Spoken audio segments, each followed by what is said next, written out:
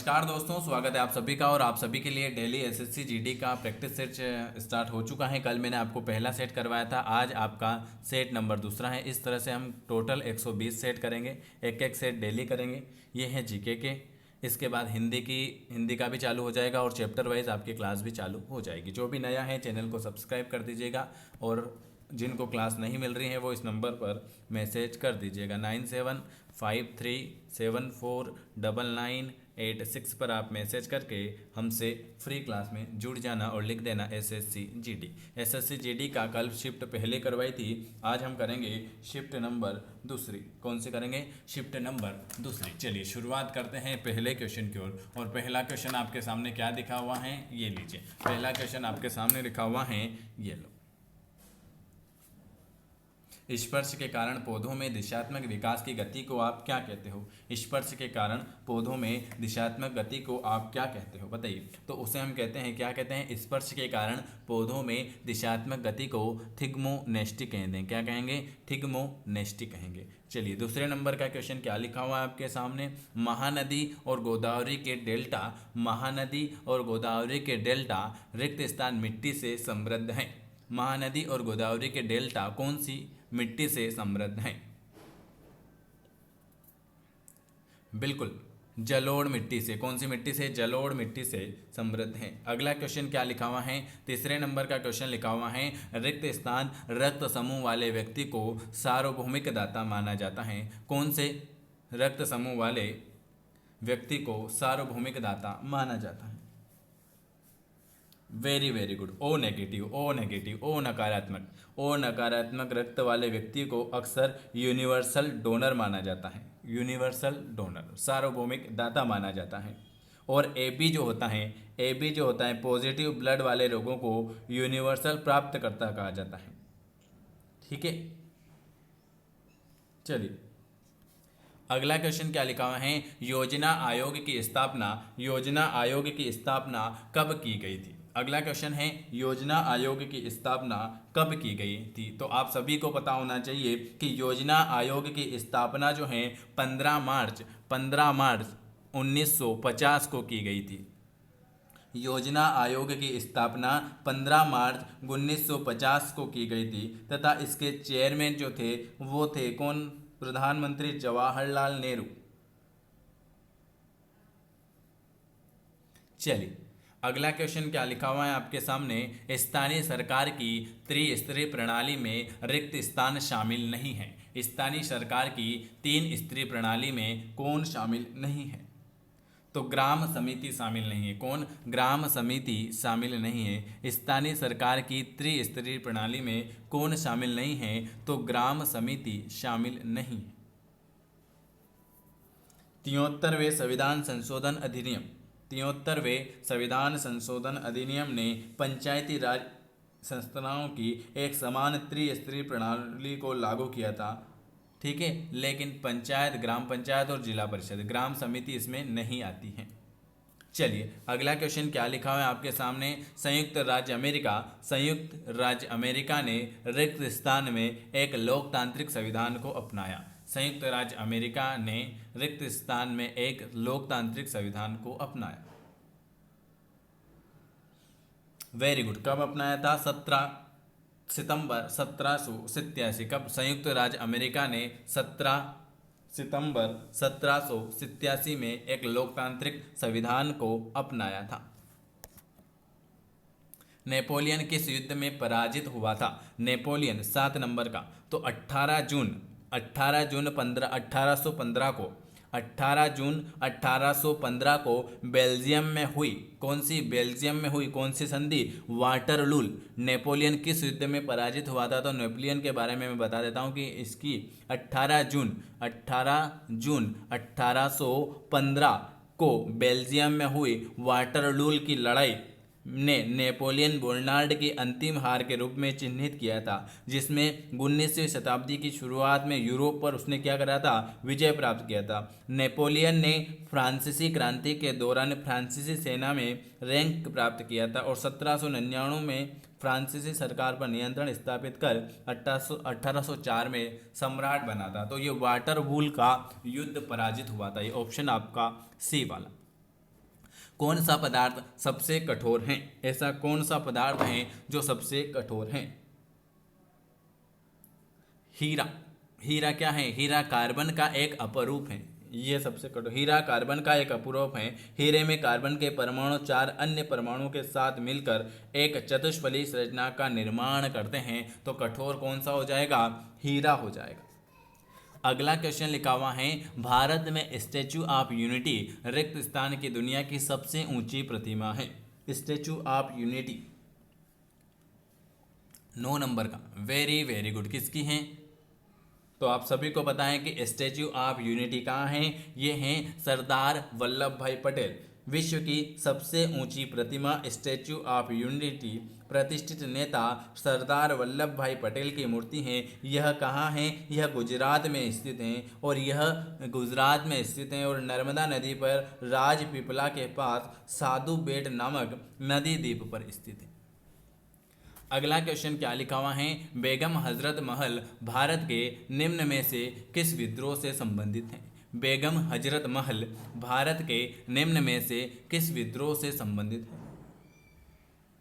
Very very good, D वाला, सिपाही विद्रोह 1857। कौन सा? सिपाही विद्रोह 1857। बेगम हजरत महल, जिससे अवध की बेगम भी कहा जाता है, बेगम हजरत महल जिसे बेगम की अवध भी कहा जाता है, नवाब वाजी अली शाह की दूसरी पत्नी थी। ये नवाब वाजी अली शाह की दूसरी पत्नी थी। इन्होंने 1857 के सिपाही विद्रोह के दौरान ब्रिटिश ईस्ट इंडिया कंपनी के खिलाफ विद्रोह किया था। चलिए, राष्ट्रीय ग्रामीण रोजगार गारंटी अधिनियम रिक्त स्थान में पारित किया गया था। राष्ट्रीय ग्रामीण रोजगार अधिनियम कब पारित किया गया था? वेरी वेरी गुड, राष्ट्रीय ग्रामीण रोजगार गारंटी अधिनियम 2005 को एक भारतीय श्रम कानून और सामाजिक सुरक्षा उपाय जिसका उद्देश्य काम करने के अधिकार की गारंटी देना है। ग्रामीण विकास मंत्रालय महात्मा गांधी राष्ट्रीय ग्रामीण रोजगार गारंटी अधिनियम MGN मनरेगा को 2005 में लागू किया गया था, जो हर वित्तीय वर्ष में कम से कम 100 दिन की गारंटी वाला रोजगार हर घर को प्रदान करेगा। ठीक है, 100 दिन, 100 दिन की गारंटी मनरेगा। ठीक है, और ये कब हुआ था? आप सभी को पता होना चाहिए। ये जो लागू हुआ था 2005 में। ऑप्शन आपका ए वाला आ जाएगा। अगला क्वेश्चन आपके सामने क्या लिखा हुआ है? उस प्रसिद्ध भारतीय क्रिकेटर का नाम बताना है जिसने क्या किया था? जिसने a century is not enough पुस्तक लिखी थी। A century is not enough पुस्तक किसने लिखी थी? ये लिखी थी सौरभ गांगुली। किसने लिखी थी? सौरभ गांगुली ने लिखी थी। चलिए, अगले नंबर का क्वेश्चन क्या लिखा हुआ है आपके सामने? रिक्त स्थान ने मिस वर्ल्ड 2007 सौंदर्य स्पर्धा जीती। सौंदर्य स्पर्धा किसने जीती थी? सौंदर्य स्पर्धा किसने जीती थी? 13 नंबर का, बिल्कुल, मानुषी छिल्लर। मानुषी छिल्लर क्या थे? एक भारतीय मॉडल और मिस वर्ल्ड 2017 प्रतियोगिता की विजेता थी। रीता फारिया, ठीक है, मानुषी छिल्लर 2017। अगला क्वेश्चन, रिक्त स्थान एक नृत्य रूप है जो कला में हिंदू और मुस्लिम प्रतिभा के एक अद्वितीय संश्लेषण का प्रतिनिधित्व करेगा। कौन सा है भाई? वाह यार, सब तो याद है आपको। एक नृत्य, कौन सा नृत्य है? कथक। कथक भारतीय शास्त्रीय नृत्यों का 8 रूप में से एक है। Very good, Kathak. चलिए, ऑप्शन आपका ए वाला आ चुका है। चलिए, कथक कहाँ पर है? जयपुर, बनारस और लखनऊ। कहाँ पर? जयपुर, बनारस और लखनऊ। सबसे छोटा जीवित पक्षी कौन सा है? B hummingbird. Hummingbird सबसे छोटा पक्षी है। चलिए, अगला क्वेश्चन आपके सामने क्या लिखा हुआ है? ओडिशा में सबसे बड़ी अप्रभावी झील कौन सी है? ओडिशा में सबसे बड़ी अप्रभावी झील 16 नंबर का। चिल्का झील कौन सी है? चिल्का झील ये है खारे पानी की, यह है खारे पानी की सबसे बड़ी झील है। अगर आपसे पूछ ले कि खारे पानी की सबसे बड़ी झील कौन सी है? चिल्का झील। और यह कहाँ है? यह है आपके ओडिशा में। चलिए अगला क्वेश्चन, चिल्का झील भारत में 500 और 100 रुपए के मुद्रा नोटों को किस वर्ष अमान्य घोषित किया था? कब? आप सभी को पता है 8 नवंबर 2016 की वो रात्रि 8 बजे की बात है जिस दिन कहा था कि ये नोट अमान्य होंगे। 8 नवंबर 2016 को भारत सरकार ने 500 और 1000 रुपये के सीधे नोटों के विमुद्रीकरण की घोषणा की थी। उसके बाद सरकार ने 500 और 2000 रुपये के नए रुपए जारी किए थे। चलिए अगला क्वेश्चन, मिग 21 से उड़ान भरने वाली पहली भारतीय महिला वायुसेना अधिकारी जो हैं वो कौन थी? अवनी चतुर्वेदी। कौन थी? अवनी चतुर्वेदी। ऑप्शन आपका डी वाला आ जाएगा। कौन बहुकोषीय जंतु है? बहुकोशिकीय जंतु कौन सा है? अमीबा जो हैं ये बहुकोशिकीय जंतु हैं। कौन सा? अमीबा जो हैं ये बहुकोशिकीय जंतु हैं। 1192 में तराइन के युद्ध में पृथ्वीराज चौहान को किसके द्वारा पराजित किया गया था? 1192 में तराइन के युद्ध में पृथ्वीराज चौहान को किसके द्वारा पराजित किया था? तो मोहम्मद गोरी के द्वारा। किसके द्वारा? मोहम्मद गोरी के द्वारा।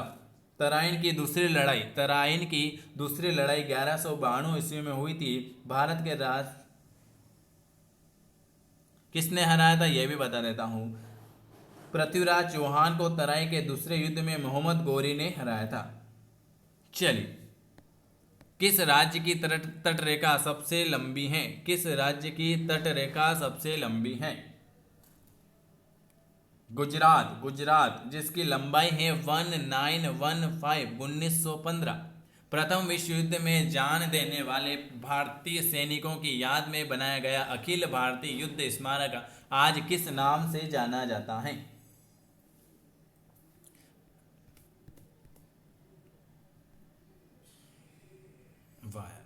बिल्कुल 22। तो राष्ट्रीय युद्ध स्मारक भारत सरकार द्वारा नई दिल्ली के इंडिया गेट के क्षेत्र में अपने सशस्त्र बलों को सम्मानित करने के लिए बनाया गया ये एक स्मारक है। 1947-48, 1961 में गोवा, 1962 में चीन। Very good. India Gate. Bharat के स्वतंत्र होने के बाद से कौन सी हिंदी फिल्म अपने पहले ओलंपिक स्वर्ण पदक जीतने वाली भारतीय हॉकी टीम पर आधारित है? गोल्ड। कौन सी? गोल्ड। तीसरा अगला, स्ट्रेम ऑफ दी हार्ड पुस्तक के लेखक कौन है? स्ट्रेम ऑफ दी हार्ड पुस्तक के लेखक कौन है? कपिल देव। कौन है? कपिल देव। और 19वीं शताब्दी में किस देश ने सार्वभौमिक मताधिकार का अधिकार प्राप्त किया था? न्यूजीलैंड। ये आज मैंने आपको सेट नंबर 2 करवाया है। अगर आपको वीडियो पसंद आता है तो आपको लाइक करना है, चैनल को सब्सक्राइब करना है और अगर हमसे जुड़ना चाहते हैं तो आप इस नंबर पर मैसेज कर देना है 9753749986 पर आप मैसेज करके हमसे जुड़ सकते हो। ठीक है, और लिख देना SSC GD।